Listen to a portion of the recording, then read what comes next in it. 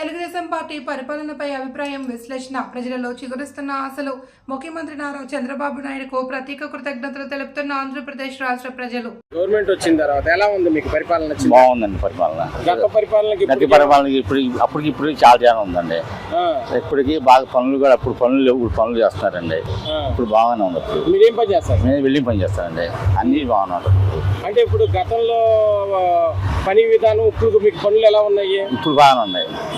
అప్పుడు తక్కువ, ఇప్పుడు ఎక్కువ ఉన్నాయి. బాగా చేస్తాం అందరికీ. ఇప్పుడు ఇసుక సిమెంట్ లేదు, అప్పుడు ప్రతి ఒక్కరికి ఇది పెడుతున్నారు. ఇప్పుడు ఇసుక సిమెంట్ బాగుంది.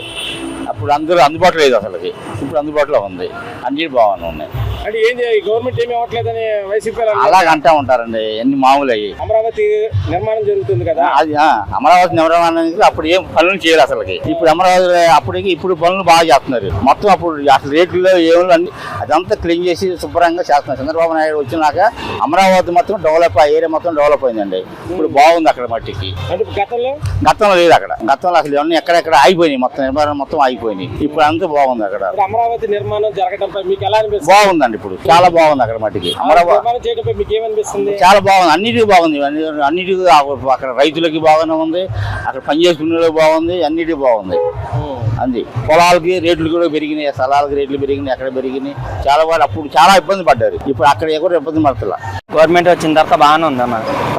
పని ఇచ్చిన మొత్తం బాగానే ఉంది. అంత ముందల ప్రభుత్వంలో పన్నులు లేక రోడ్ల మీద తిరుక్కొని అప్పులు చేసుకొని బాగా ఇబ్బంది పడిపోయాయి. చంద్రబాబు ప్రభుత్వం వచ్చిన తర్వాత బాగా చేస్తున్నారు. అంటే గత పరిపాలనకి ఇప్పటికి ఏమైనా డిఫరెన్స్ ఉందా?